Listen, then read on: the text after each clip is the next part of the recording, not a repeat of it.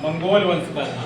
ठीक, अब उसके बाद इसकी सबसे बड़ी समस्या कौन थी? उज्बेक सरदार। उज्बेक सरदारों से ये हार जाता था, 3 बार ऐसा हुआ था, ये असफल रहा। फिर इससे बताया गया कि भारत के बारे में कि भारत पर हमला किया जाए। भारत पर सबसे बड़ी लड़ाई कौन सी हुई? इब्राहिम लोदी से बैटल ऑफ पानीपत। और पानीपत युद्ध को लड़ने के लिए 3 लोगों ने बाबर को इनवाइट किया था। कौन कौन से 3 लोग थे? उसके चाचा थे आलम खां, दौलत खां और राणा सांगा। पानीपत की लड़ाई कब हुई थी? 1526 में।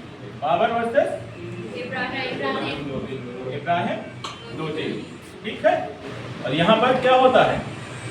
इब्राहिम लोदी हार जाता है और बाबर जीत जाता है और मुगल डायनेस्टी की स्थापना करता है। अब जब राणा सांगा इसका सपोर्ट किए थे तो उनको पता चल गया था कि बाबर यहाँ रहने के लिए नहीं आया, ये यहाँ पर सत्ता स्थापित करने आया। तो दूसरा अगला युद्ध होगा खानवा का युद्ध। और खानवा का युद्ध किसके बीच में होगा? 1527 में होगा। इसके बीच में बाबर वर्सेस राणा सांगा के बीच में होगा। और यहाँ पर राणा सांगा क्या हो जाते हैं? हार जाते हैं। ये भी हार जाते हैं और ये जीत जाता है। ठीक, फिर इसी तरह बैक टू बैक अगला युद्ध कौन सा होगा? चंदेरी का युद्ध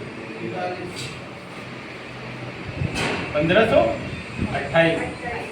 राजा बाबर, फिर इधर है बाबर और उधर क्या आ जाते हैं? मेदिनी राय। मेदिनी राय इनको भी हराता है। फिर अगला युद्ध होता है घाघरा का युद्ध। ठीक है, 1528। और अब बाबर वर्सेस अफगान के बीच में होता है 29। अफगानों के बीच में होता है। ये 4 युद्ध बैक टू बैक हुए हैं। और उज्बेकों से 3 युद्ध हारने के बाद भारत में बाबर की एंट्री होती है। और पानीपत के युद्ध में ही जो है सबसे पहले तोपों का यूज किया गया था। उसे तुगलमा पद्धति कहा जाता है। ठीक है, और यही पद्धति के थ्रू ये जो उज्बेक अपनाते थे उसी पद्धति को इसने अपनाया और इस युद्ध को जीत लिया। जबकि इब्राहिम लोदी के पास